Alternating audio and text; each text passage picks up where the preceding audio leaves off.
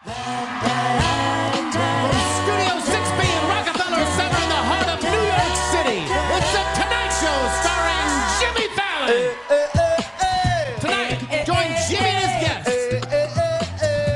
Tom Hanks, Jessica Chastain, musical guest Pentatonics, and featuring the legendary Roots crew.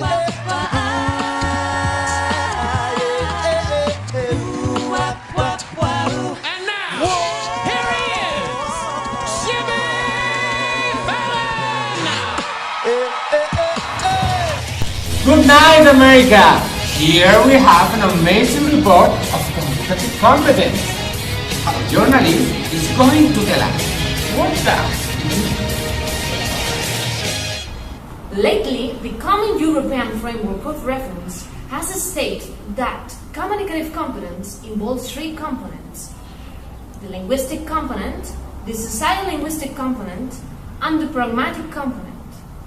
What does communicative competence really mean? Chomsky was the first who coined the term of competence. Chomsky, what do you want to say about that? Well, competence is an idealized capacity related to subconscious knowledge and located as a mental property that make it possible for speakers to produce and understand infinite sentences, and the performance is the language in use in a specific situation. Hi, Wilson, how are you? What do you think about communicative competence? Chomsky theory is not coherent. We have to distinguish between competence and capacity. Okay? Competence is the knowledge of linguistic and sociolinguistic conventions. And capacity is the ability to use this knowledge as means of creating meaning. Okay? Ability is not a component of competence. Wait. Sarah Sauvignon, you're here. Hello, how are you? I don't agree with you. Why not? Communicative competence is not a knowledge, it's the ability to use language effectively in an exchange with a native speaker.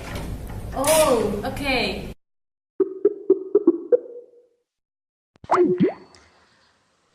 Himes? Can you hear me? I can see you. Tell me. Well, it doesn't matter. Tell me, what do you think about communicative competence? Well, communicative competence needs grammatical competence, as Chomsky stated, you know? However, the ability to use grammatical competence has to be applied into a variety of communicative situations. Bringing this... Thank you very much. You're welcome. Bye. We are waiting for Cummings. Hey, Cummings, come in. Sit down here. Okay. What do you think about this term? Well, I have read Chomsky and Himes, and I think it is necessary to distinguish between basic interpersonal communicative skills and cognitive academic language proficiency. What's the difference between them? Okay. BICS refer to the skills that are necessary to interact in a context-bound social environment, such as when you are speaking to somebody on a phone, and CALP refers to a term to refer to the language proficiency that students are acquiring in a classroom. Oh, that's very interesting. Thank you. Hey, Kana, who's saying? What are you doing here? We are discussing about communicative competence. Oh, and what happens with that? Well, communicative competence is not exactly an ability, it is an interaction and relationship between knowledge and skill needed for communication. And we are discussing that there are three types of it. So, grammatical competence, socio-linguistic competence, and strategic competence. Oh, there are three, so...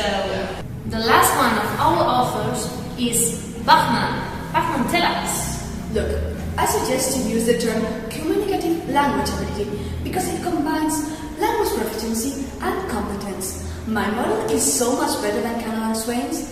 The three components of CLA for me are language competence, which is knowledge. For me, knowledge and competence are the same thing. Then there is the strategic competence, which is the capacity for executing the components of language in context, and psychophysiological mechanisms, which make the actual execution of language as a physical phenomenon possible.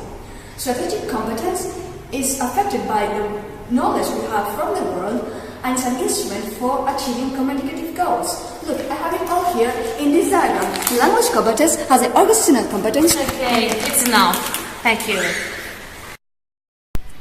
To sum up, we will never be able to understand the deep meaning of this crashing word.